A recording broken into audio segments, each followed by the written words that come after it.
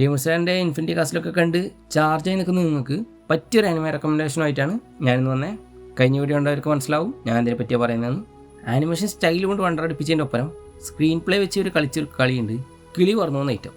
എങ്ങനെ ഇതൊക്കെ എഴുതി കണക്ട് ചെയ്തു ആ റൈറ്റർക്കും ദൈവത്തിനും മാത്രമേ അറിയൂ. നമ്മൾ പറഞ്ഞു വരുന്നത് ടു ബി ഹീറോ എക്സ് എന്ന ഒരു മസ്റ്റ് വാച്ച് അണ്ടർ റേറ്റഡ് ജമ്മിനെ പറ്റിയാണ്.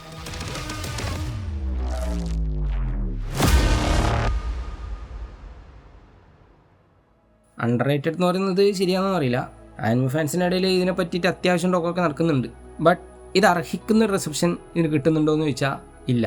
വീഡിയോ ഞാൻ ഡീമൺ സ്ലേയറിനെ പറ്റി തുടങ്ങിയതുകൊണ്ട് നിങ്ങൾ ഇതും ഡീമൺ സ്ലേയറും വെച്ച് കമ്പയർ ചെയ്ത് ഇനി കമ്പയർ ചെയ്താലും ഇത് മോശമായി പോകുന്നല്ല ഞാൻ ഈ പറഞ്ഞു വരുന്നത്.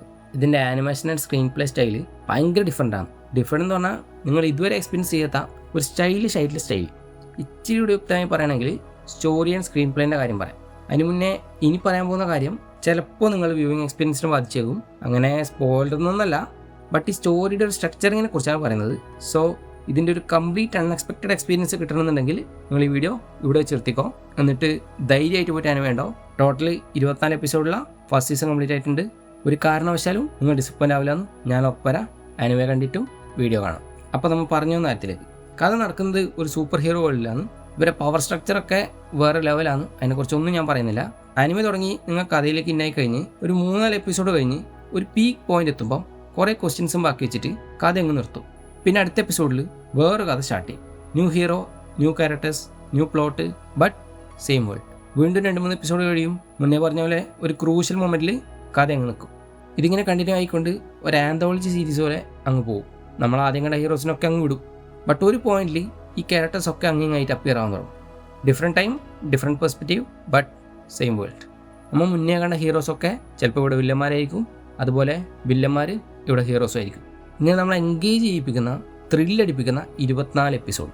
ഇപ്പോൾ ഞാൻ പറഞ്ഞു വന്നത് വെറും ഔട്ട്ലൈൻ മാത്രമാണ്. കുറേ പറയുന്നുണ്ട്, ബട്ട് പറഞ്ഞാൽ അത് നിങ്ങളെ വ്യൂയിങ് എക്സ്പീരിയൻസിനെ ബാധിക്കും. ഇനി ആനിമേഷനെ പറ്റി പറഞ്ഞാൽ എന്താ പറയുക, ഓൾമോസ്റ്റ് ഓരോ ക്യാരക്ടേഴ്സിൻ്റെ പെർസ്പെക്റ്റീവിലും ഓരോ സ്റ്റൈൽ ആനിമേഷനാണ് യൂസ് ചെയ്തതെന്ന് പറയാം. കഥ തുടങ്ങുമ്പോൾ 3D വിത്ത് 2D ടെക്സ്ചറിങ് ആയിരിക്കും. പിന്നെ അത് പോകെ പോകെ 2D ആവും, 2D കാർട്ടൂൺ ആവും, 2D 3D ബ്ലെൻഡ് ആവും, ഓൾഡ് സ്റ്റൈൽ ആനിമേഷൻ ആവും. അങ്ങനെ പലതരം സ്റ്റൈലിഷ് ആനിമേഷൻ മെത്തേഡ്സ്. ബട്ട് ഇതെല്ലാം ഒരു സെയിം വേൾഡിൽ സെറ്റ് ചെയ്തുകൊണ്ട് നമുക്കതൊരു ബോറായി ഒരിക്കലും തോന്നില്ല. മറിച്ച് ഓരോ ക്യാരക്ടേഴ്സിന് പെർസ്പെക്റ്റീവ് ഡിഫറൻ്റായി എക്സ്പീരിയൻസ് ചെയ്യാൻ നമ്മളെ കൊണ്ട് പറ്റും. ലാസ്റ്റ് എപ്പിസോഡിൽ ഇതിൽ മെയിൻ MC വന്നൊരു കഴിഞ്ഞാട്ടുണ്ട്. ഈ multiple animation style back and fourth പോലും സ്വിച്ച് ആവലും അതൊരു എക്സ്പീരിയൻസ് ആണ്. പിന്നെ നിങ്ങൾ ആദ്യത്തെ എപ്പിസോഡ് കാണുമ്പോൾ തന്നെ ഇതിൻ്റെ ഓപ്പണിംഗ് ഇൻട്രോ സോങ് മിസ്സാക്കാണ്ട് കാണാം. അതിൽ നിങ്ങൾക്ക് ആരെയാണോ മെയിൻ ക്യാരക്ടറായി തോന്നും അയാളാണ് ഈ ഫുൾ ആനിമയുടെ മെയിൻ ക്യാരക്ടർ. ബട്ട് അയാളെ നിങ്ങൾ ഈ ആനിമയുടെ അവസാനം വരെയും കാണില്ല. ലാസ്റ്റ് ഒരു 2-3 എപ്പിസോഡിൽ വന്നിട്ട് ഷോ മൊത്തം സ്റ്റീലായിട്ട് അയാളൊരു പോക്കോ. ഈ less screen time more impact എന്നൊക്കെ പറയില്ലേ, അതിൻ്റെ പെർഫെക്റ്റ് എക്സാമ്പിൾ. അപ്പോൾ എല്ലാവരും ടു ബി റോക്സ് ഒന്ന് ട്രൈ ഔട്ട് ചെയ്ത് നോക്കുക. ഒരു വെറൈറ്റി എക്സ്പീരിയൻസ് ആയിരിക്കും. ഏകദേശം എല്ലാ തരം ഓഡിയൻസിനും പറ്റുന്ന രീതിയിലാണ് ഇവരിത് മേക്ക് ചെയ്തിരിക്കുന്നത്. ഈ ആനിമയൊക്കെ മിസ്സാക്കിയാൽ അതൊരു മിസ് തന്നെ ആയിരിക്കും.